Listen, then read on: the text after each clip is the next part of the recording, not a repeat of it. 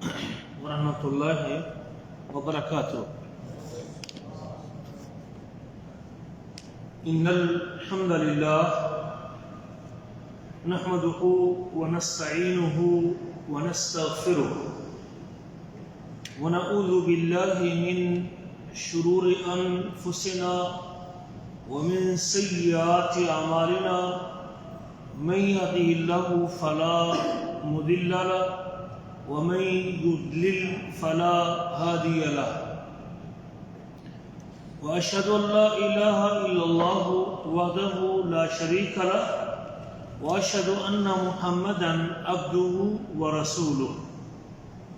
اللهم صل على محمد وعلى آل محمد كما صليت على إبراهيم وعلى آل إبراهيم إنك حميد مجيد. اللهم بارك على محمد وعلى آل محمد كما باركت على إبراهيم وعلى آل إبراهيم إنك حميد مجيد. رب اشرح لي صدري ويسر لي أمري واحلل عقدة من لساني يفقه قولي. اللهم انفعنا بما علمتنا وعلمنا ما ينفعنا وزدنا علما ينفعنا. اللهم أرنا الحق حقا وارزقنا اتباعه وأرنا الباطل باطلا وارزقنا اجتنابه. أما بعد فأعوذ بالله من الشيطان الرجيم. إنا أرسلناك شاهدا ومبشرا ونذيرا لتؤمنوا بالله ورسوله وتعذروه وتوقروه وتسبحوه بكرة وأصيلا. گرامی قدر بھائیوں اور لائق احترام ساتھیوں، دین اسلام اللہ تعالیٰ کی بہت بڑی نعمت ہے جو ماں کی گود سے مجھے اور آپ کو نصیب ہوئی ہے. اللہ تعالیٰ ہمیں اس نعمت کی قدر کرنے کی توفیق نصیب فرمائے. اسلام کے 5 بنیادی رکن ہیں. ان میں سے پہلا رکن یہ ہے کہ اس بات کی گواہی دینا کہ اکیلے اللہ کے علاوہ کوئی عبادت کے لائق نہیں. اور اسی رکن کا دوسرا حصہ یہ ہے اس بات کی شہادت دینا کہ بے شک محمد صلی اللہ علیہ وسلم اللہ کے بندے اور اللہ کے رسول ہیں. میری آپ کی تمام تر نیکیاں اور عبادتیں اس وقت تک شرف قبولیت سے نہیں نوازی جاتی، کوئی عبادت اس وقت تک اللہ تعالیٰ کے ہاں قبول نہیں ہوتی جب تک وہ عبادت کرنے والا شخص اللہ کے ایک ہونے پر یقین نہ رکھے اور محمد صلی اللہ علیہ وسلم کے آخری رسول اور نبی ہونے پر ایمان نہ رکھے. دنیا کا کوئی یہودی اور کوئی عیسائی بھلے وہ اللہ کی عبادت بھی کر رہا ہو، لیکن اس کی کوئی عبادت اس وقت تک قبول نہیں ہوگی جب تک میرے آپ کے حبیب اور میرے آپ کے ہادی حضرت محمد رسول اللہ علیہ وسلم کی رسالت کو تسلیم نہیں کرے. یہ پہلا اور بنیادی رکن ہے. آپ نماز پڑھتے رہیں، صدقہ کرتے رہیں، خیرات کرتے رہیں، حج کرتے رہیں، عمرہ کرتے رہیں، لوگوں کی خدمت کرتے رہیں، لیکن یاد رکھیں جب تک آپ کا تصور اور آپ کا کنسپٹ اور آپ کا نظریہ اور آپ کی سوچ، آپ کا اعتقاد اللہ کے بارے میں اور اس کے رسول کے بارے میں درست نہیں ہے، تب تک آپ کی کوئی نیکی بھی قابل قبول نہیں. اور یہی اعمال کی قبولیت کی 2 شرطیں ہیں کہ عمل خالص کس کے لیے کیا جائے؟ اللہ کے لیے. اور عمل کس طریقے پہ کیا جائے؟ حضرت محمد صلی اللہ علیہ وسلم کے ذریعے. ہر شخص جب بھی کوئی عمل کرنے لگے نا تو اپنے آپ سے 2 سوال ضرور کر لے کہ میں عمل کیوں کر رہا ہوں، کس کو راضی کرنے کے لیے کر رہا ہوں. کس کی خوشنودی کے لیے کر رہا ہوں، کس کی رضامندی کے اصول کے لیے کر رہا ہوں، کس کی رضا کے اصول کے لیے کر رہا ہوں. ایک یہ نقطہ سوچے، اگر اس کا جواب یہ ہے کہ میں صرف اللہ کو راضی کرنا چاہتا ہوں، اللہ کی رضامندی مقصود ہے، صرف اللہ کی محبت حاصل کرنا چاہتا ہوں، صرف اللہ کے سامنے عاجزی اور انکساری کا اظہار کرنا چاہتا ہوں، صرف اللہ کا بندہ بننا چاہتا ہوں اور اپنے رب کے سامنے بندگی کا اظہار کرنا چاہتا ہوں، صرف اللہ ہی کی خوشنودی چاہتا ہوں، اس کے پہلے سوال کا جواب درست ہے کہ اس کا عمل اللہ تعالیٰ کے ہاں اللہ کے لیے ہے، تو عمل کی قبولیت کی پہلی شرط موجود ہے. دوسرا سوال یہ بھی اپنے آپ سے کیجئے کہ عمل کس انداز پہ کر رہا ہوں، کس طریقے پہ کر رہا ہوں، عمل کیسے کر رہا ہوں. باپ دادا کے طریقے پہ ہے، لوگوں کے طرز عمل پہ ہے، ماحول کو دیکھ کے کر رہا ہوں، لوگ پوری دنیا جیسے کر رہی ہے ویسے کر رہا ہوں، لوگوں کی اکثریت جیسے کر رہی ہے ویسے کرنا چاہیے مجھے، برادری کیا کہے گی، علاقے کے لوگ کیا کہیں گے، رشتہ دار کیا کہیں گے. یہ سب سے بڑی مصیبت ہے. ایک شخص کہتا ہے کہ اس نے ذکر کیا کہ ہم نے اپنے مرنے سے پہلے اپنے ختم دلوانے کے لیے اور اپنے مرنے کے بعد کی رسومات پوری کرنے کے لیے ہم نے اتنے پیسے سنبھال کے رکھے ہیں کہ شاید میرے بچے وہ نہ کریں، تو ہم نے اپنے پیسے سنبھال کے رکھے ہوئے ہیں کہ ہمارے مرنے کے بعد ہماری یہ رسومات کے اندر. کیوں بھائی؟ اس لیے کہ ہم نے ساری زندگی لوگوں کے ہاں جا کے ختم کھائے ہیں، اور میرے مرنے کے بعد میرے بچے اگر یہ کام نہیں کریں گے تو لوگ کہیں گے ساری زندگی ختم کھاتا رہے اور جاتے ہوئے اپنے ہمیں کھلایا نہیں. یعنی ہمارے ہاں عمل کرنے کا معیار یہ ہے، لوگ کیا کہیں گے. والدہ کی وفات کے بعد پوری برادری کو اکٹھا کر رہا ہے، مقروض ہو رہا ہے، ادھار دے رہا ہے، کھانے پینے کا سامان ختم دلوا رہا ہے، ہزاروں روپے کے نیچے آ چکا ہے. اس کی ہمت نہیں تھی، گنجائش نہیں تھی، صرف کس لیے کر رہا ہے جی؟ لوگ کیا کہیں. بہت سارے ایسے لوگ یہاں مجھے ملتے ہیں جی، میں اس لیے حج کرنا چاہتا ہوں کہ میں نے خروج نہائی چلے جانا ہے، میں جب واپس جاؤں گا تو لوگ کہیں گے کہ تو 6 سال سعودیہ میں رہا، 8 سال رہا اور 10 سال رہا، تو نے حج نہیں کیا. کیا ہمارا یہ جو ذہن ہے یہ اللہ کے لیے کر رہا ہے؟ نہیں. صرف لوگوں کی بات بھی، اگر اللہ تو جانتا ہے نا کہ اس کے پاس ہمت نہیں، اس کے پاس طاقت نہیں، اس کے پاس پیکج خریدنے کے پیسے نہیں، تو اسے کیا ضرورت ہے اپنے آپ کو پریشان رکھنے کی. لیکن ہمارا ذہن یہ ہے کہ میں نے خروج جانا ہے، میں نے چلے جانا ہے. لوگ کہیں گے اتنے سال تو سعودیہ میں عنیزے میں رہا اور تو نے حج نہیں کیا. یہ ہماری اس وقت حالت ہے. ہم بےتاب ہیں، اس لیے یہ بات ہے.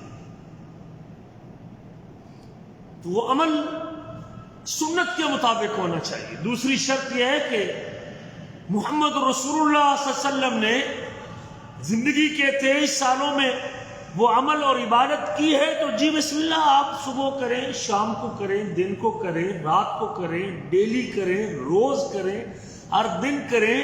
آپ کو کوئی شخص اس عمل سے روکے گا نہیں، اور آپ کا ثواب اس کے اوپر مرتب ہوگا. اللہ کے رسول نے کیا. یہ اس گواہی کا مطلب ہے جو گواہی ہم دیتے ہیں، اشہد ان لا الہ الا اللہ واشہد ان محمد رسول اللہ. زبان سے کہنے کی حد تک تو یہ گواہی ہم دیتے ہیں، لیکن جب ہم اپنی عملی زندگی کو دیکھتے ہیں، ہمارے اعمال ریاکاری اور دکھاوے سے بھرے. ہم ایک اللہ کو نہیں، کئی ذاتوں کو خوش کرنا چاہتے ہیں. ہم ایک رسول کے طریقے پہ نہیں، ہم کئی طریقوں کو اختیار کیے ہوئے ہیں. اب کس طریقے پہ ہیں جی؟ آپ 4 مشہور طریقے تو لوگوں نے بنائے ہوئے ہیں نا جی. کون سے 4 مشہور طریقے؟ نہیں، ان چار امام تو نہیں. میں قادری ہوں، میں سہروردی ہوں، میں چشتی ہوں اور میں نقش بندی ہوں. کیا اللہ کے رسول صلی اللہ علیہ وسلم نے کوئی ایسی تعلیم دی؟ جی. کیا کسی ایک طریقے پہ چلنا ضروری؟ ہم نے اپنے جس سے میری عقیدت اور محبت ہے میں نے اس کا طریقہ اپنا رکھا ہے. لیکن یاد رکھیے رب ذوالجلال نے قیامت تک کے لیے نیکی کی قبولیت کے لیے کوئی طریقہ بتایا ہے اور کوئی راستہ بتایا ہے تو وہ صرف ایک راستہ ہے جو محمد رسول اللہ علیہ وسلم کا راستہ ہے. کوئی اور راستہ قابل قبول نہیں. زمین سے لے کر آسمان تک اس پورے خلا کو نیکیوں سے، اعمال سے، عبادات سے پر کر کے لے جائے، لیکن اس کے اوپر محمد کریم کی مہر موجود نہیں ہے، اس کے اوپر مدنی سٹیمپ موجود نہیں ہے، اس کے اوپر رسول کریم صلی اللہ علیہ وسلم کی تصدیق نہیں ہے. محمد کریم صلی اللہ علیہ وسلم نے اپنے 23 سالہ زمانہ نبوت میں وہ عمل کیا نہیں ہے. میں زمین سے آسمان تک اس پورے خلا کو نیکیوں سے بھر کے جاؤں، رب ذوالجلال کے اس عمل کی کوئی قدر و قیمت نہیں. کوئی معیار ہے بھائی؟ یہ کوئی بات ہے جس کا جی چاہتا ہے اٹھ کے عمل بنا لیتا ہے، جس کا جی چاہتا ہے جب مرضی اٹھ کے لوگوں کو جنت کا لالچ دے کے اور لوگوں کو یہ سمجھ کے کہ جی اس سے اتنا قرب ملے گا، جس کا جب جی چاہتا ہے کوئی پگڑی باندھ لیتا ہے، کوئی لباس پہن لیتا ہے، کوئی طریقہ ایجاد کر لیتا ہے، کوئی دم بھوکا شروع کر دیتا ہے، کوئی لوگوں کو نچوانا شروع کر دیتا ہے، کوئی پتہ نہیں کیسے کیسے عجیب اذکار اور عجیب لوگوں نے طریقے اپنائے ہوئے ہیں. کوئی معیار ہی نہیں ہے، کوئی پرکھنے کا کسوٹی کوئی نہیں ہے، کوئی تھرمامیٹر بھی نہیں، کوئی معیار نہیں ہے کہ میں نے کیا کرنا ہے، کیسے کرنا ہے، کون ہے بتانے والا، کون ہے، کس نے بتایا، کوئی پوچھنے کو تیار ہی نہیں. اس گواہی کے تقاضوں میں سے میں اس بات کی گواہی دیتا ہوں کہ اکیلے اللہ کے علاوہ کوئی عبادت کے لائق نہیں، اور میں اس بات کی گواہی دیتا ہوں کہ بے شک محمد صلی اللہ علیہ وسلم اللہ کے بندے اور اس کے رسول. اس گواہی کے اقرار کے بعد، اظہار کے بعد، تسلیم کرنے کے بعد، بول لینے کے بعد میرے اوپر کچھ ذمہ داریاں عائد ہوتی ہیں. میرے رسول کے حوالے سے بھی میرے اوپر کچھ ذمہ داری عائد ہوتی ہے. بڑے دکھ کی بات ہے کہ وہ ذمہ داریوں کا مجھے پتہ ہی نہیں، اس پر عمل کروانے کے لیے مجھے کوئی ترغیب دلاتا ہی نہیں، اس کی یاد دہانی کے لیے کوئی مجلس نہیں. اس کے حوالے سے میں اپنا کبھی محاسبہ کرنے کو تیار نہیں. میرا معلم، مربی، خطیب میری مسجد کا، میں پامال کرتا ہوں اپنے نبی کے ان حقوق کو، لیکن کوئی مجھے وہ حقوق کے حوالے سے تنبیہ کرتا ہی نہیں، جبکہ میں ان حقوق کی ادائیگی کا پابند تھا. جب میں نے کہہ دیا تھا اشہد ان محمد رسول اللہ، میں اس بات کی گواہی دیتا ہوں کہ بے شک محمد صلی اللہ علیہ وسلم اللہ کے بندے اور رسول ہے، پھر میرے اوپر یہ واجب تھا کہ میں ان ذمہ داریوں کو ادا کروں. میں رسالت کے تقاضوں کو پورا کرتا، میں اپنی ذمہ داری کو ادا کرتا، مجھ پر جو واجب تھا اس کو بجا لاتا. اور اس کے لیے بھی میرے عزیزوں کسی اللہ کے نبی صلی اللہ علیہ وسلم نے کوئی دن مقرر نہیں کیا اور واجبات کی ادائیگی کے لیے.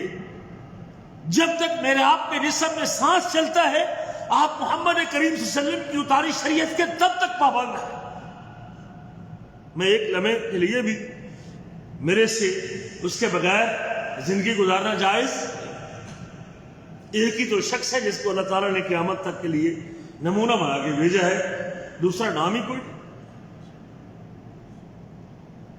سب اس کے طریقے، بڑے سے بڑا غوث ہو، کتب ہو، ابدال ہو، محدث ہو، امام ہو، تابعی ہو، تبع تابعی ہو، صحابی رسول ہو، مہاجر ہو یا انصاری ہو، عشرہ مبشرہ میں سے ایک ہو، خلفائے اربعہ میں سے ہو، ابو بکر صدیق ہو، سب کے سب بڑے سے بڑا اونچا مقام رکھنے والا بھی ہو، لیکن وہ بھی محمد کریم صلی اللہ علیہ وسلم کی سنت اور شریعت کا تابع ہے. اس کی نیکی بھی اللہ تعالیٰ کے ہاں تب تک قبول نہیں ہوتی جب تک وہ رسول کریم کے طریقے کے مطابق زندگی نہیں ہوتی. ابو بکر صدیق کا جو مقام اور مرتبہ ہے، نبیوں کے بعد امتیوں میں سے اگر کوئی سب سے افضل مقام رکھتا ہے تو ابو بکر صدیق رکھتا ہے، لیکن وہ ابو بکر بھی محمد کریم صلی اللہ علیہ وسلم کے طریقے کا پابند ہے. اپنی مرضی سے کوئی مسئلہ بنا نہیں سکتا، ایجاد نہیں کر سکتا، بتا نہیں سکتا، لوگوں کو ترغیب دلا نہیں سکتا. وہ شخص بھی محمد کریم صلی اللہ علیہ وسلم کے طریقے کا پابند ہے. جب اتنی سے اتنی بڑی شخصیت بھی حبیب کبریا کے طریقے پہ چلنے کی پابند ہے، میں اور آپ کس بات میں 1400 سال بعد آنے والے شخص کیسے جو اپنی طرف سے لوگوں کو عبادات بنا بنا کے اور ذکر بنا بنا کے اور ایام مقرر کر کے اور اپنی طرف سے لوگوں کو ترغیبیں دلا دلا کے ایسے عمل پیش کرے اور بنائے اور یہ کہے کہ اس سے جنت ملے گی.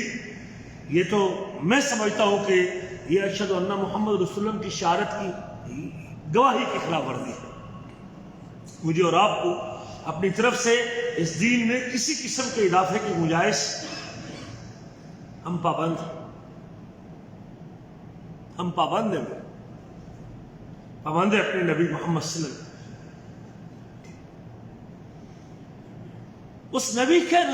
اس نبی کے حقوق میں سے اگر میں ایک ایک حق اوپر بات کروں تو ممکن ہے تقریباً 15 دن شاید لگ جائیں، 15 ہفتے گزر جائیں اگر میں ایک ایک حق کے اوپر بات کروں کہ اللہ کے رسول کا حق کیا ہے میرے اوپر. سب سے پہلا حق یہ ہے کہ میں آپ پر ایمان لے کے آؤں. یا ایھا الذین آمنوا آمنوا باللہ ورسولہ، ایمان والو اللہ پر ایمان لے کے آؤ اور اللہ کے رسول پر ایمان لے کے آؤ.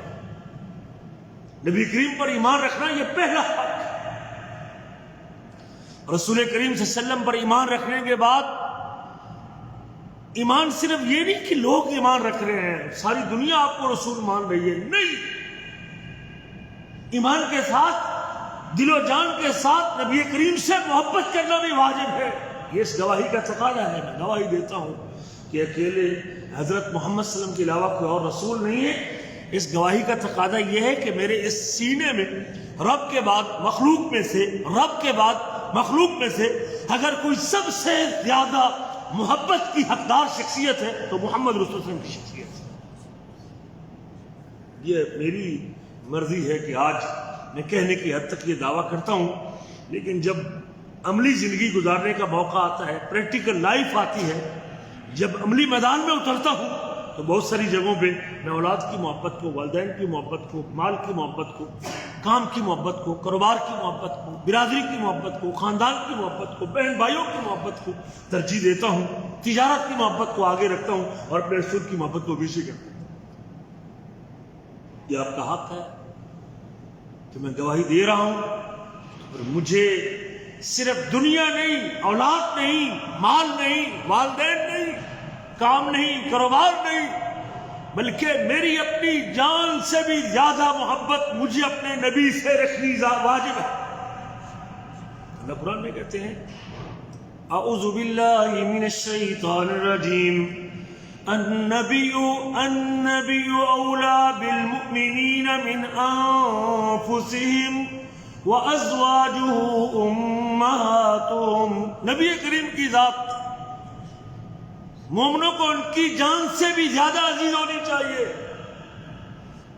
مجھے تو اپنے حبیب سے اتنی محبت کرنی چاہیے کہ اگر مجھے نبی کریم کی ذات اور بات کے دفاع میں اپنی جان بھی قربان کرنی پڑے تو مجھے پیچھے نہیں ہٹنا چاہیے. اگر میں پیچھے ہٹتا ہوں یا سوچتا ہوں یا تردد کرتا ہوں تو اس کا معنی ہے کہ میرا ایمان ہی ٹھیک ہے. جی نہیں، یہ تقاضا ہے. کیا واقعی میں 24 گھنٹے یہ محبت رکھتا ہوں آپ کے ساتھ؟ ہم میں سے کتنے لوگ زندگی کے 50 سال گزارنے کے بعد رسول کریم کے اس حکم کو پامال کر کے گندی نالی میں پھینک کر پیسہ بھی خرچ کرتے ہیں؟ اور دعویٰ میرا یہ ہے کہ میں رب کے بعد اس مخلوق میں سے اگر سب سے زیادہ کسی سے محبت کرتا ہوں تو محمد رسول صلی اللہ علیہ وسلم. میرا دعویٰ سچا ہے؟ جی سچا ہے؟ نہیں. آپ سے محبت کرنا نبی کریم کا فرمان ہے. صحیح بخاری کی حدیث ہے، صحیح بخاری میں باب باندھا امام بخاری، باب حب الرسول من الایمان، رسول کریم کی محبت ایمان میں سے.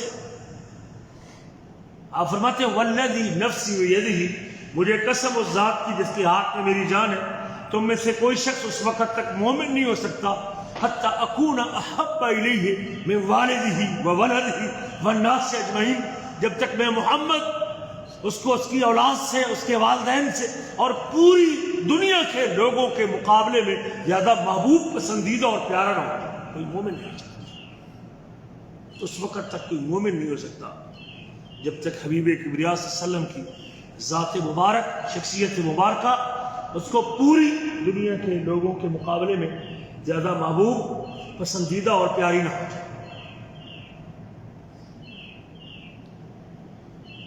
یہ بھی آپ کا حق ہے، اللہ نے قرآن میں ذکر کیا۔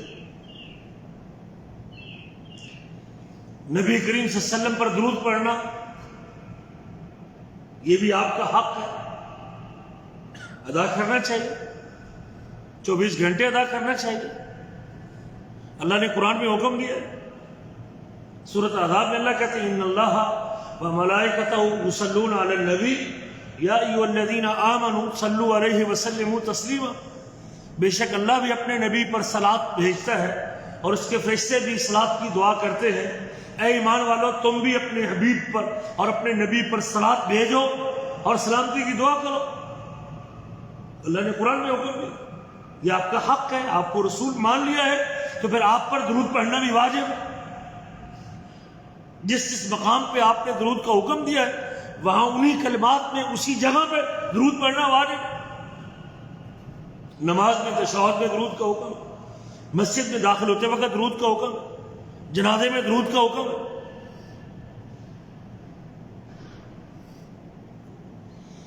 پڑھنا چاہیے۔ جمعے کے دن، جمعے کی رات اور جمعے کے دن آپ نے کثرت سے درود پڑھنے کا حکم دیا،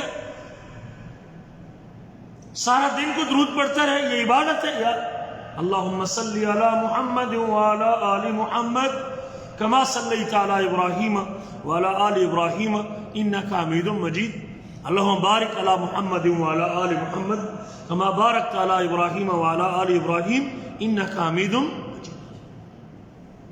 کوئی شخص آپ کو نہیں روکے گا، دن کو پڑھیں، رات کو پڑھیں، ساری رات پڑھیں، سارا دن پڑھیں، پورا ہفتہ پڑھے، پورا مہینہ پڑھے، ساری زندگی پڑھے، کوئی شخص آپ کے اوپر بدعت کا فتویٰ نہیں لے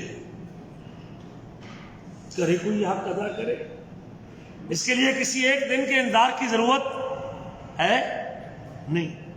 ہاں، آپ نے جمعہ کے دن کہا ہے کہ جمعہ کے دن کثرت سے پڑھیں، زیادہ پڑھنا چاہیے۔ ہم تو پڑھتے ہیں، کوشش کرتے ہیں، جمعرات سے شروع کرتے ہیں اور جمعے تک، مغرب تک پوری کوشش کرتے ہیں کہ اللہ کے رسول صلی اللہ علیہ وسلم پر کثرت سے درود پڑھیں۔ عبادت ہے، نیکی ہے۔ ایک پردہ پڑھنے سے 10 گناہ معاف ہوتے ہیں، 10 نیکیاں ملتی ہیں، 10 رحمتیں اترتی ہیں، 10 درجے بلند ہوتے ہیں۔ نیکی ہے، بہت بڑی نیکی۔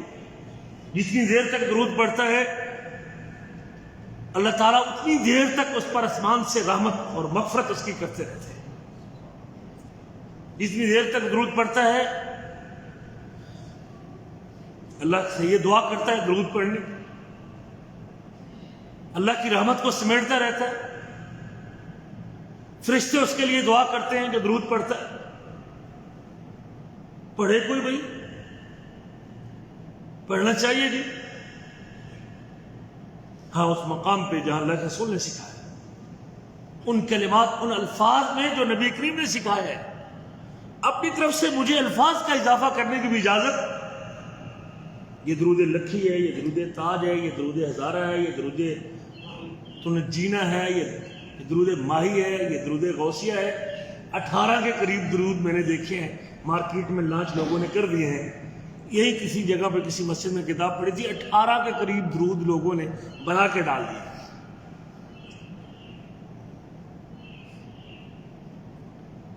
لیکن جو محمد کریم صلی اللہ علیہ وسلم نے سکھایا ہے وہ کوئی پڑھنے کو تیار، جو آپ نے اپنے خود سکھایا، آپ کے بتائے ہوئے کلمات۔ اور ہمارا یہ بھی ایمان ہے، یاد رکھیے، اگر کوئی زمین سے لے کر آسمان تک کے اس خلا کو اپنے الفاظ سے درود کو بھر دے، محمد کریم کی ان 8 یا 10 جملوں کا مقابلہ ہمارا یہ ہمارا ماننا ہے۔ وہ کسی کا لکھا ہوا ہو، وہ کتنا خوبصورت کیوں نہ ہو، جملے کتنے اچھے کیوں نہ ہو، جو مرضی ہو، لیکن محمد کریم کے کلمات کا مقابلہ نہیں، یہ ہمارا ماننا ہے۔ آپ سمجھتے ہیں کچھ کسی کے کلمات حبیب کبریا کے کلمات سے زیادہ بڑھ سکتے ہیں اور زیادہ ثواب کا باعث بنتے ہیں، تو پھر آپ کو کلمہ دوبارہ پڑھنا چاہیے۔ ہمارا تو ایمان یہ ہے کہ رسول کریم کے بعد کسی اور کے کلمات نبی کریم کے کلموں کے بعد اس کا مقابلہ کر سکتے ہی نہیں، یہ ہماری آپ کے ساتھ عقیدہ ہے۔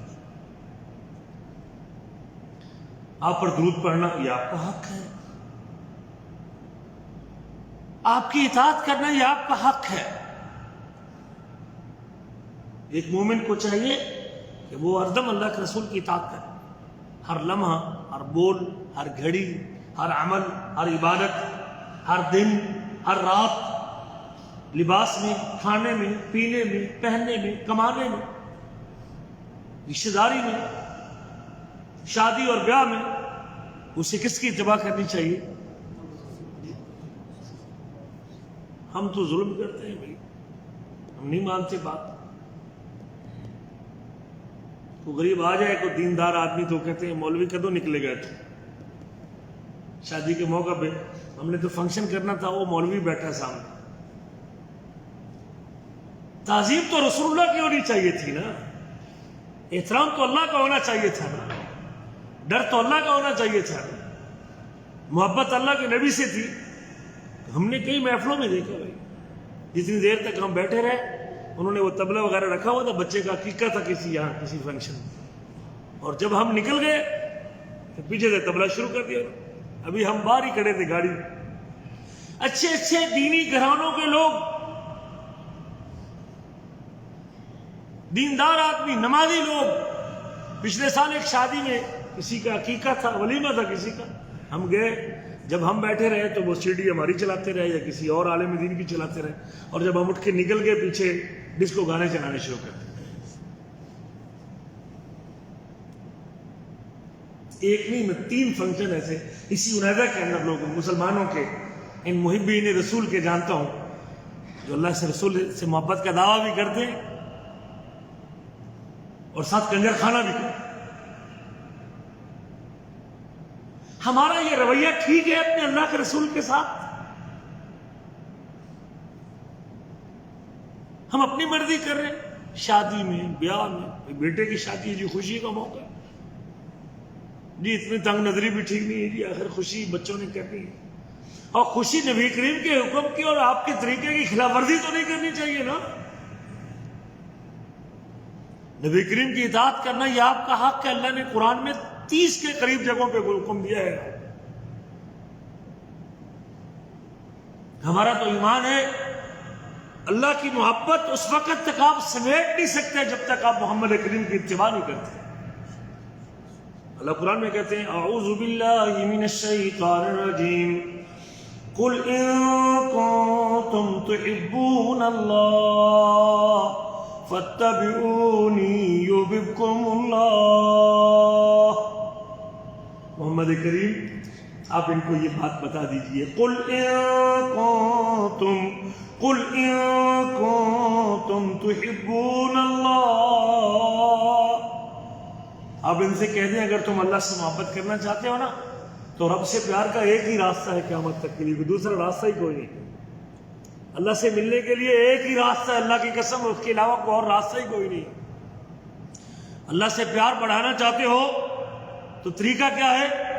قل ان کنتم تحبون اللہ فاتبعونی یحببکم اللہ، مجھ محمد کی پیروی کر لو، میرے پیچھے چلو، میری سنت کو اختیار کر لو، میرے طریقے کو اپنا لو، میرے چہرے جیسا چہرہ بنا لو، میرے لباس جیسا لباس بنا لو، میرے طرز زندگی اختیار کر لو، مجھے فالو کرو، خوشیوں کو، غمیوں کو، اعمال کو، عبادتوں کو، نماز، روزہ، حج، زکوٰۃ کو، فاتبعونی، میری اتباع کرو، ڈیلی کرو، جو آپ نے روز کیا وہ روز کرو، کام کرنے سے پہلے سوچ لو محمد کریم نے کیا کہ نہیں کیا۔ فاتبعونی، ساری دنیا کر رہی ہے، پورا محلہ کر رہا ہے، پورا پاکستان کر رہا ہے، ہمیں اس سے کوئی غرض نہیں. ہمارا تو ایمان ہے اور ہمارا ماننا ہے کہ اللہ تعالیٰ کے ہاں محبت کا معیار قیامت تک کے لیے صرف ایک شخص ہے جس کا نام محمد رسول اللہ صلی اللہ علیہ وسلم. فاتبعونی، میری اتباع کرو. ملے گا کیا؟ یحببکم اللہ ویغفر لکم ذنوبکم. ایک ہی تو شخص ہے جس کے پیچھے چلنے سے اللہ گناہ معاف کر دیتا ہے. کون ہے وہ؟ میرے آپ کے نبی محمد صلی اللہ علیہ وسلم. ایک مومن کیسے آپ کا طریقہ چھوڑ سکتا ہے جو یہ یقین رکھتا ہو کہ یہ وہ شخص ہے جس کے پیچھے چلنے سے اور جس کی بات ماننے سے، جس کی اطاعت کرنے سے، جس کی سیرت کو اپنانے سے، جس کی سنت کو اختیار کرنے سے، جس کے طرز عمل پر چلنے سے، جس کی عبادت کو نمونہ بنانے سے، اور جس کی عبادت کی طرف اپنے آپ کو ڈھالنے میں، اور جس کی سنت اور سیرت کے سانچے میں ڈھلنے میں رب محبت بھی کرتا ہے اور گناہ بھی معاف کر دیتا ہے، جس کا یہ یقین پکا ہو وہ ایک لمحے کے لیے بھی آپ کے طریقے سے دائیں اور بائیں نہیں ہو سکتا. یحببکم اللہ ویغفر لکم ذنوبکم، اللہ تم سے محبت بھی کرے گا، تمہارے گناہ بھی معاف کر دے گا. واللہ غفور الرحیم، اللہ تعالیٰ اور اللہ تعالیٰ بخشنے والا، رحم کرنے والا ہے. ایک ہی تو شخص ہے،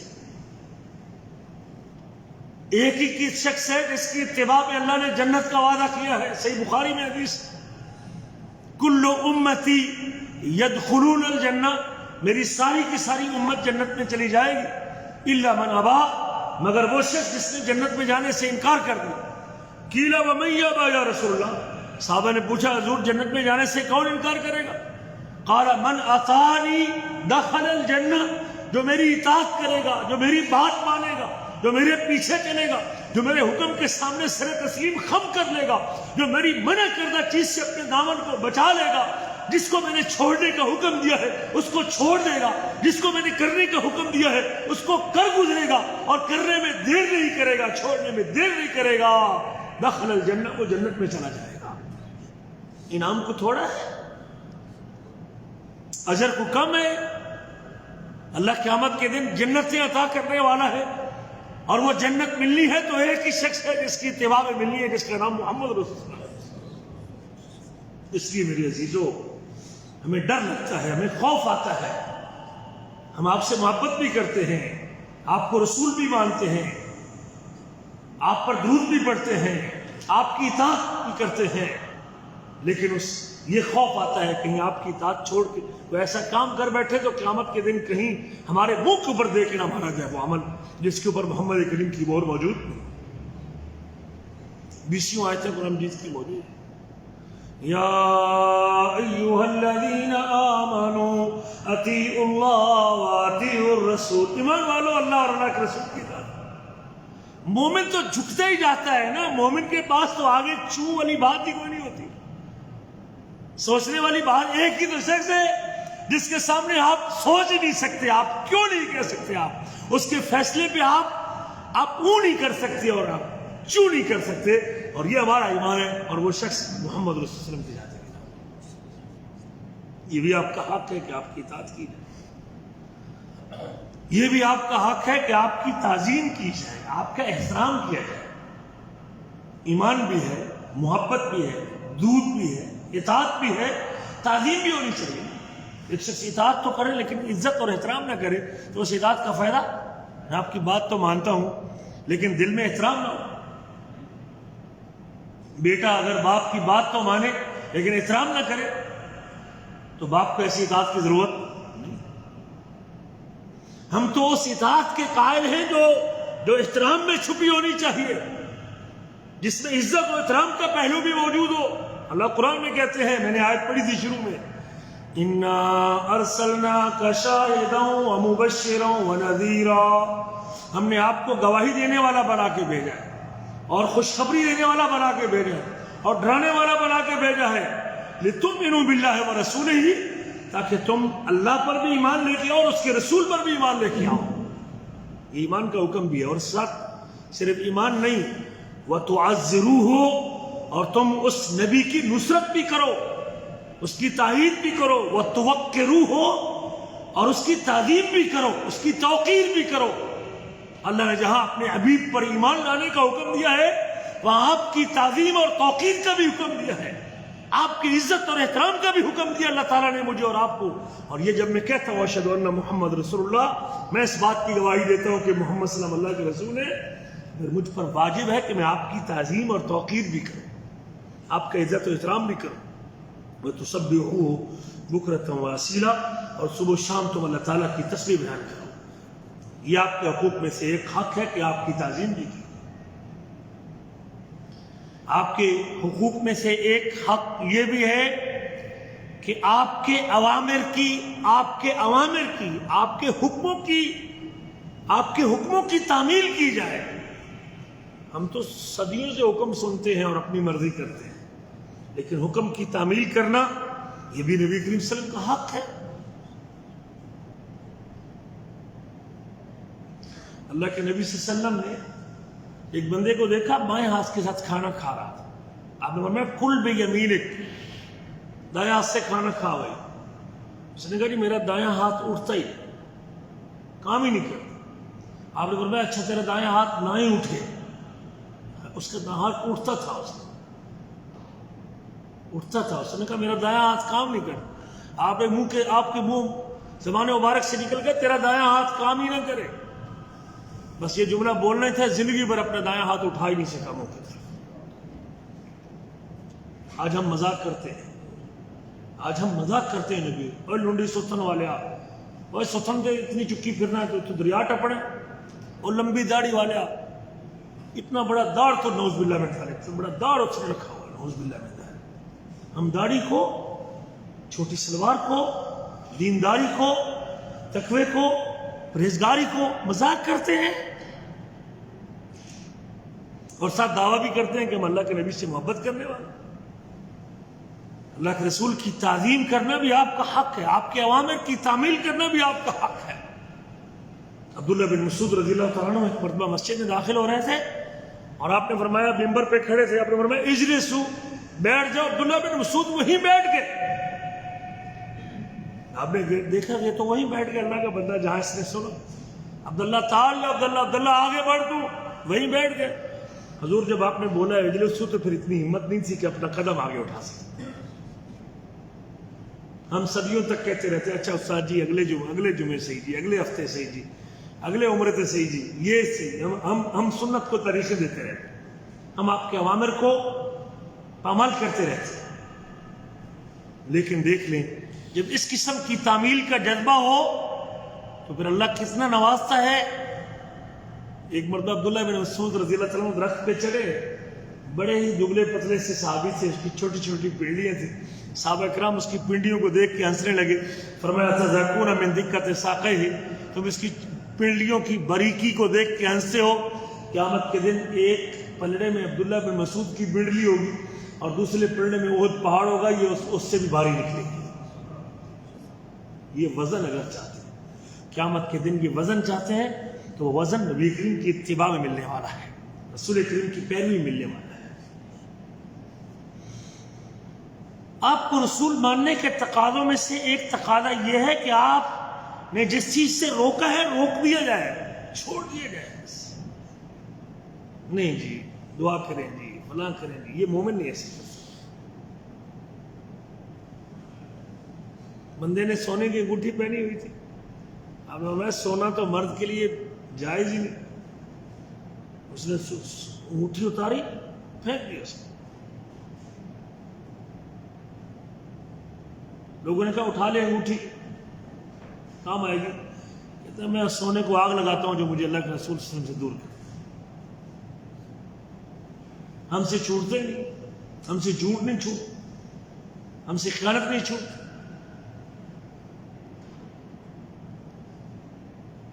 اگر میرا ایمان ہے اپنے نبی کے اوپر، مومن کبھی جھوٹا نہیں ہو سکتا، مومن کبھی جھوٹا نہیں ہو سکتا، اور میں جھوٹ بولتا ہوں تو میرے ایمان کے اندر ڈیفیکٹ موجود ہے۔ آپ کی خبروں کی تصدیق کرنا یہ بھی آپ کا حق ہے، جو خبر آپ نے دی ہے مجھے اس کی تصدیق کرنی چاہیے، مجھے اس کی تصدیق کرنی چاہیے۔ آپ کے حقوق میں سے ایک حق یہ بھی ہے کہ آپ کے صحابہ سے محبت کی جائے، آپ کے ساتھیوں سے جو ایمان کی حالت میں آپ سے ملے ہیں بغیر تفریق کے، جس نے بھی ایمان کی حالت میں آپ سے ملاقات کی اور پھر اسی کے اوپر وہ فوت ہوا ہے، ان سے محبت اور تعظیم کرنا اور ان کے لیے اکرام کرنا یہ نبی کریم کا حق ہے۔ آپ کے حقوق میں سے ایک حق آپ کے ازواج مطہرات سے محبت کرنا بھی ہے، بغیر تفریق کے۔ آپ کی سب بیوی مومنوں کی مائیں، ایمانداروں کی مائیں ہیں، نبی کی بیوی، نبی کریم صلی اللہ علیہ وسلم کی بیوی۔ اور آپ کے اہل بیت سے محبت کرنا، آپ کی بیٹی فاطمہ سے اور آپ کے نواسوں سے، اور اہل بیت سے محبت کرنا، آپ کی گھر والیوں سے اور آپ کے ان بیٹوں سے اور نواسوں سے محبت کرنا، یہ نبی کریم کے حقوق میں سے ایک حق ہے۔ یہ میرے عزیزوں، یہ میری ذمہ داریاں بنتی ہیں جو مجھے ہر وقت ادا کرنا چاہیے۔ اگر میں اپنے نبی صلی اللہ علیہ وسلم کی آمد کو رحمت سمجھتا ہوں، اللہ نے رحمت بنا کے بھیجا ہے، کوئی شک نہیں ہے، وما ارسلناک الا رحمۃ للعالمین، میں نے تو آپ کو، اللہ کہتے ہیں میں نے آپ کو جہان والوں کے لیے رحمت بنا کے بھیجا۔ نبی کریم کا ارشاد گرامی انا رحمت مودات، میں اللہ کی طرف سے عطا کردہ رحمت ہوں۔ میں آپ کی آمد کو رحمت سمجھتا ہوں اور میں ان کو حصہ نہیں دیتا ہوں۔ میں آپ کی آمد کو رحمت سمجھتا ہوں اور فجر کی نماز کے لیے اٹھتا نہیں ہوں۔ میں آپ کی آمد کو رحمت سمجھتا ہوں اور میری بہن، بیوی اور بیٹی پردہ نہیں کرتی۔ میں آپ کی آمد کو رحمت سمجھتا ہوں اور میں اپنے کاروبار میں جھوٹ بولتا ہوں۔ میں آپ کی آمد کو رحمت سمجھتا ہوں، میں آپ کی 20 طریقوں کو پامال کرتا ہوں۔ میں آپ کی آمد کو رحمت سمجھتا ہوں۔ رحمت کا کیا مطلب ہے بھائی؟ رحمت کا مطلب ہے کہ آپ کی تعلیمات میرے لیے رحمت ہے، آپ نے جو اصول اور ضابطے دیے وہ میرے لیے رحمت ہے، آپ نے جو زندگی گزارنے کا ڈھنگ دیا ہے اس کے اوپر عمل کرتا ہوں تو میرے لیے رحمت ہے، آپ کی ایک ایک سنت کے اوپر عمل کرتا ہوں میرے لیے رحمت ہے۔ آپ ربیع الاول میں پیدا ہوئے ہیں، کوئی شک نہیں ہے، اور آپ کی وفات بھی ربیع الاول میں ہوئی ہے۔ اگر میں آپ کی آمد کو رحمت سمجھتا ہوں تو کیا رحمت صرف ایک دن کے لیے؟ جی، حلوہ کھانے کے لیے، دودھ پینے کے لیے نہیں۔ میرے عزیزوں، میں اگر آپ کی آمد کو اور آپ کے وجود کو اور آپ کی سنت کو اور آپ کی شریعت کو اپنے لیے رحمت سمجھتا ہوں، اور جو سمجھتا ہے وہ اپنی جوانی سے موت تک آپ کے طریقوں کو زندہ کرتا ہے اور آپ کی سنت کے مطابق زندگی گزارتا ہے۔ ہم تو اس رحمت کے قائل ہیں اور اس آمد کے قائل ہیں، اور اس کے اوپر مجھے خوشی ہے کہ میں محمد کریم صلی اللہ علیہ وسلم کا ماننے والا ہوں۔ اور یہ خوشی صرف ایک دن کے لیے نہیں، یہ خوشی ہم زندگی بھر کے لیے رکھتے ہیں۔ اللہ کا فضل ہے، فجر کی اذان کے لیے اٹھتے ہیں تو اس اعزاز کے ساتھ کہ نبی کریم نے فرمایا ہے جو فجر کی نماز پڑھ لیتا ہے وہ اللہ کی ذمہ داری میں ہوتا ہے۔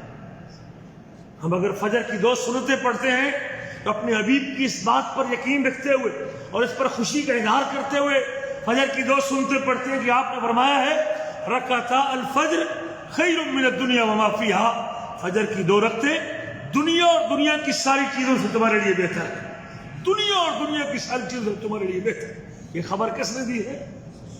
محمد صلی اللہ علیہ وسلم۔ میں اگر آپ کو رسول مانتا ہوں اور آپ کے وجود کو رحمت سمجھتا ہوں تو میری فجر کی سنتیں چھوٹیں گی؟ ہاں، اشراق پڑھتا ہوں، تحیۃ الوضو پڑھتا ہوں، تحیۃ المسجد پڑھتا ہوں، خوش اخلاقی سے پیش آتا ہوں، بچوں کو حقوق ادا کرتا ہوں، اپنی ذمہ داری کو پورا کرتا ہوں، اس لیے کہ میرے حبیب نے مجھے تعلیم دی۔ سچ بولتا ہوں، جھوٹ نہیں بولتا ہوں، خیانت نہیں کرتا ہوں، صف اول میں آتا ہوں، تکبیر اولیٰ سے نماز پڑھتا ہوں، حلال کھاتا ہوں، بہنوں کا حق دیتا ہوں، جو بھی نیکی مجھ سے ممکن ہے مال صدقہ و خیرات کرتا ہوں، اس لیے کہ میرے نبی نے مجھے کرنے کا حکم دیا، تو میں آپ کے وجود کو رحمت سمجھتا ہوں۔ اعمال میں، عبادت میں، زندگی گزارنے کے ڈھنگ میں، خوشی میں، غمی میں نبی کریم کا طریقہ اختیار کرتا ہوں، 24 گھنٹے کرتا ہوں، ہر دم کرتا ہوں، ہر لمحے کرتا ہوں، ہر روز کرتا ہوں، ہر گھنٹہ کرتا ہوں، ہر دن کرتا ہوں، پورا سال کرتا ہوں، تو یقیناً یہ وہ شخص ہے جو آپ سے حقیقی محبت کرنے والا ہے، جو آپ کی اطاعت میں جیتا ہے۔ ایک ہی تو شخص ہے جس کو اللہ نے قیامت تک کے لیے نمونہ بنا کے بھیجا۔ اعوذ باللہ من الشیطان الرجیم، لقد کان لکم فی رسول اللہ اسوۃ۔ یہ الگ بات ہے کہ آج ہمارے چہرے عیسائیوں کے چہروں کی طرح ہے، اور میرا دعویٰ یہ ہے کہ میرے لیے بہترین نمونہ محمد کریم کی ذات گرامی ہے۔ ہمارا معاملہ اور رویہ اس نبی کے طریقے سے ہٹا ہوا ہے، جبکہ اللہ کیا کہتے ہیں لقد كان لكم في رسول الله اسوة حسنہ، یقیناً تمہارے لیے نبی کریم صلی اللہ علیہ وسلم کی زندگی میں بہترین نمونہ ہے۔ کون ہے وہ شخص جو آپ کو نمونہ بناتا ہے؟ لمن كان يرجو الله واليوم الآخر، جو اللہ سے ملنے کا شوق رکھتا ہے اور جو آخرت پر یقین رکھتا ہے۔ وذكر الله كثيرا، اور کثرت سے اپنے اللہ کو یاد رکھتا ہے۔ وہ شخص ہے جو اپنے قدم قدم پہ جو اللہ سے ملنے کا شوق رکھتا ہے۔ رب سے ملنے کا ایک ہی تو راستہ ہے اور وہ محمد کریم کی اتباع کا راستہ ہے۔ مجھے میرے عزیزوں، جو آپ نے بیان کیا ہے اور جو 23 سالوں میں آپ نے ذکر کیا ہے، اس کو کافی سمجھنا چاہیے۔ ڈیلی کرنے کا کام بھی ہے نا، درود پڑھیں آپ، اشراق پڑھیں آپ، تہجد پڑھیں آپ، صدقہ کریں آپ، خیرات کریں آپ، کسی کو رستہ دکھائیں آپ، کسی کی مدد کریں آپ، کسی کو کھانا کھلائیں آپ، مہمان نوازی کریں آپ۔ کس کی اتباع کرتے ہوئے کرتے ہیں؟ محمد کریم صلی اللہ علیہ وسلم کی۔ مجھے آپ کی آمد کی خوشی ہے کہ نہیں خوشی؟ اچھے اخلاق سے پیش آئے آپ، یہ اللہ کے رسول کی آمد کی خوشی ہے اور ہر دم ہونی چاہیے، ہر مومنٹ کو ہر وقت ہونی چاہیے۔ لیکن اگر میں نے ساری شریعت کو پس پش ڈالا ہوا ہے اور سمجھتا ہوں کہ 12 ربیع الاول کو جتنا کر دوں جو ڈیلی کرنے کے تھے، جو روز بروز مجھے کرنا تھا اور موت تک کرنا تھا، روزانہ پامال کرتا رہوں اور اپنی طرف سے ایک ایسا دن مقرر کر کے کہوں کہ میں اس دن اگر جلوس نکالوں گا، گھوڑا نکالوں گا، پانی بانٹوں گا، تقسیم کروں گا، وہ کیا بناؤں، ماڈل بناؤں گا اور یہ کروں گا تو اس سے میری نجات ہو جائے گی، مجھے کسی نے غلط لائن پہ لگا دیا ہے۔ جو کام کرنے کا تھا وہ مجھ سے چھڑوا دیا ہے، جو میری ذمہ داری تھی اس سے مجھے بھلوا دیا ہے اور مجھے اس سے ہٹا دیا ہے اور مجھے ایسے کام پہ لگا دیا ہے جس کی تعلیم محمد کریم صلی اللہ علیہ وسلم نے نہیں دی۔ قرآن کی کسی آیت میں اور نبی کریم کی کسی ایک حدیث میں، صحابہ کے کسی طرز عمل میں 12 ربیع الاول کے دن یا اس سے پہلے جو ابھی تک لوگ آج سے شروع کیے ہوئے ہیں، یکم ربیع الاول سے کیے ہوئے، اس قسم کی مجلسیں اور محفلیں اور اس طرح کا جو جلوس اور جو طریقہ ہے اور یہ جو لوگ اپنائے ہوئے ہیں، یہ محمد کریم کی مہر اس کے اوپر موجود نہیں ہے۔ پہلے بھی گزارش کی تھی، عمل کریں، روز کریں، ڈیلی بیسس پہ کریں، لیکن وہ کریں جو رسول اللہ صلی اللہ علیہ وسلم نے، وہ کریں جو محمد کریم نے کیا ہے، اس میں نجات ہے، اس میں جنت ہے، اس میں محبت ہے اللہ تعالیٰ کی۔ لیکن اگر آپ وہ سب کچھ چھوڑ کے سمجھیں گے کہ میں اپنی طرف سے کوئی دن مقرر کر کے، اپنی طرف سے کوئی اعمال مقرر کر اور اپنی طرف سے کوئی وقت مقرر کر کے نیکی کروں گا تو اس کی اللہ تعالیٰ کے کوئی قدر و قیمت نہیں۔ آپ ہر خطبہ جمعہ میں سنتے ہیں فإن خیر الہدی ہدی محمد صلی اللہ علیہ وسلم۔ اس دنیا میں اگر کوئی سب سے بہترین راستہ ہے تو محمد کریم صلی اللہ علیہ وسلم کا راستہ ہے۔ اور آپ نے فرمایا تھا وشر الامور محدثاتها، اور سب سے برا کام دین میں نئی چیزیں ایجاد کرنا ہے، نئی چیزیں شامل کرنا ہے، نئی چیزیں ایڈ کرنا ہے۔ وشر الامور محدثاتها وکل محدثۃ بدعہ، اور ہر نئی چیز بدعت ہے، وکل بدعۃ ضلالہ، اور ہر بدعت گمراہی ہے، وکل ضلالۃ فی النار، اور ہر گمراہی بندے کو جہنم میں لے جانے والی ہے۔ جو حقوق میں نے ذکر کیے ہیں اس اشہد ان محمد رسول اللہ صلی اللہ علیہ وسلم کی گواہی کے نتیجے میں مجھے اس کا خیال رکھنا چاہیے، ہر دم رکھنا چاہیے۔ یہ نجات کا راستہ ہے اور یہ کامیابی کا راستہ ہے اور یہ اللہ سے ملنے کا راستہ ہے۔ اسی کے اوپر آدمی کو موت آ جائے تو یہ موت سعادت کی موت ہے اور یہ اللہ کے ہاں سرخروئی کی موت ہے۔ اور ہر اس کام سے بچنا چاہیے جو قیامت کے دن مجھے میرے حبیب کی ہاتھ سے جام کوثر پینے سے رکاوٹ بن جائے یا شرمندگی کے باعث بن جائے۔ اللہ سے دعا کرتا ہے مجھے اور آپ سمجھنے کے بعد عمل کرنے کی توفیق نصیب۔